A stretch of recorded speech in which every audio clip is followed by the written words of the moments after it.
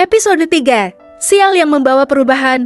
Kevin tersenyum senang melihat Mira yang sedang berjongkok memunguti sisa-sisa pecahan keramik. Entah kenapa selama sebulan ini tidak melihat Mira, perasaannya menjadi tidak tenang. Biasanya Mira selalu mengantar sampai depan pintu saat Kevin berangkat kerja.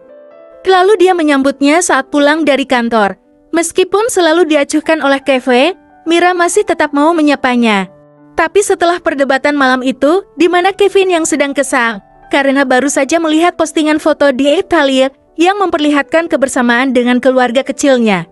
Ternyata pada waktu sampai rumah dia dibuat kesal oleh sang istri.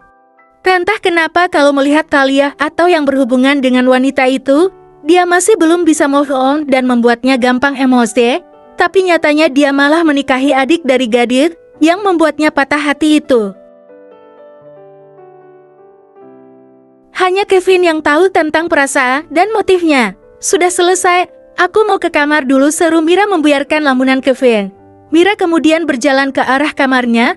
Tunggu dulu, ucap Kevin. Mira berhenti dan menoleh. Ada apa? Kevin mengeluarkan sebuah black chart.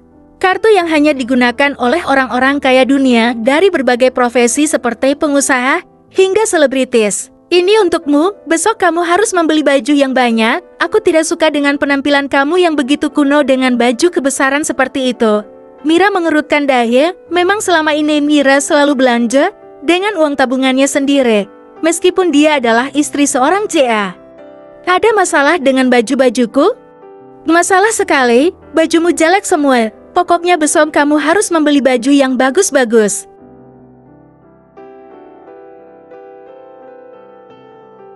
Dan belilah salah satu gaun yang indah, karena besok aku akan mengajakmu pergi ke pesta perusahaan, ucap Kevin melemparkan black chart-nya. Klotek. Kemudian dia langsung pergi menuju lantai atas tanpa menoleh sama sekali. Kartu itu terjatuh tepat di depan Mira. Dasar pria sombong, bodoh. Gak punya sopan santun. Mira yang sangat kesal mengambil kartu itu dengan menyeringai. Baiklah, akan kuturuti semua maumu. Hahaha. Batin Mira tertawa jahat. Keesokan harinya, setelah membersihkan apartemen, Mira bergegas mandi dan pergi untuk berbelanja. Dia memilih menggunakan taksi untuk pergi ke sebuah mall yang berada di kota itu. Mira telah sampai di mall dan segera memasuki toko baju ternama. Mira bingung harus memilih baju yang seperti apa. Karena selama ini dia sudah nyaman dengan baju-baju kesukaannya. Selamat siang Nona, Anda menginginkan baju yang seperti apa? Tanya salah satu pegawai. Aku mau membeli baju yang cocok untukku, jawab Mira. Pegawai itu mengamati Mira dari atas sampai bawah. Lalu kemudian dia tersenyum. Nona, mari saya tunjukkan baju-baju yang bagus dan cocok sesuai dengan tubuh Anda. Kemudian Mira mengikuti pegawai toko itu. Mira hanya pasrah saat melihat baju di hadapannya. Terlalu ketat dan seksi. Ini semua pilihan yang cocok untuk Anda. Silahkan dicoba dulu.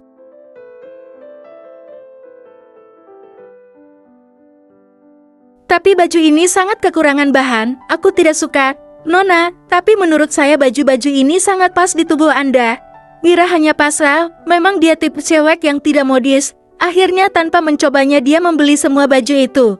Ada 15 baju yang dia beli. Semuanya adalah model dress mini.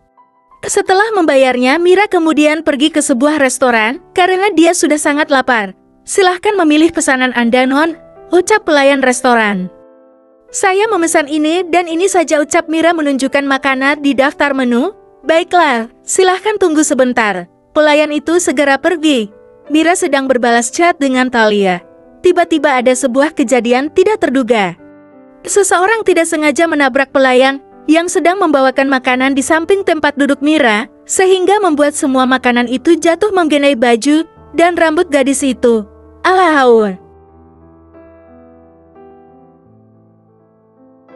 Mira berteriak karena tertimpa makanan penuh dengan saus dan lemak. Maafkan saya Nona, ucap pelayan itu panik. Maaf saya tidak sengaja, seru seseorang yang telah menabrak pelayan tadi hingga membuat kecelakaan kecil itu terjadi. Mira yang sangat malu dengan penampilannya segera pergi ke arah toilet sambil membawa paper bagnya. Pria yang menabrak itu pun mengikuti Mira ke toilet merasa bersalah karena perbuatannya. Kenapa aku sial sekali hari ini, gerutu Mira di dalam toilet. Mira membasuh muka dan membersihkan seluruh badannya. Untung saja dia baru membeli baju. Alhasil Mira memakai salah satu baju yang dibelinya. Kenapa bajunya seperti ini? Kenapa bagian dadanya sesak sekali? Mira merasa aneh dengan penampilannya. Dengan baju ketat yang membentuk tubuhnya sangat jelas, harus kututupi pakai apa? Mira masih menggerutu kesal menarik baju bagian dada. Inilah yang selama ini dia sembunyikan dengan pakaian besarnya. Dada Mira yang overbeksis membuatnya sangat tidak percaya diri. Akhirnya dia pun pasrah. Lebih baik dia segera pulang dan tidak jadi makan di restoran itu. Saat keluar dari toilet, tiba-tiba ada seorang pria yang mencegatnya. "Nona, maafkan saya. Apa Anda tidak apa-apa? Sekali lagi saya minta maaf." Tanya pria itu membungkuk tanda permintaan maaf.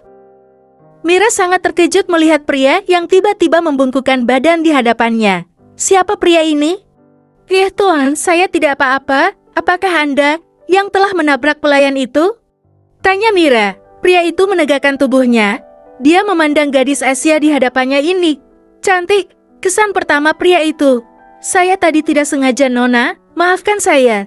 Saya akan mengganti semuanya." Gak apa-apa. Kamu tidak perlu menggantinya," jawab Mira canggung. "Tapi saya merasa bersalah." "Sudahlah Tuan, aku tidak apa-apa. Lagian tadi Anda juga tidak sengaja bukan?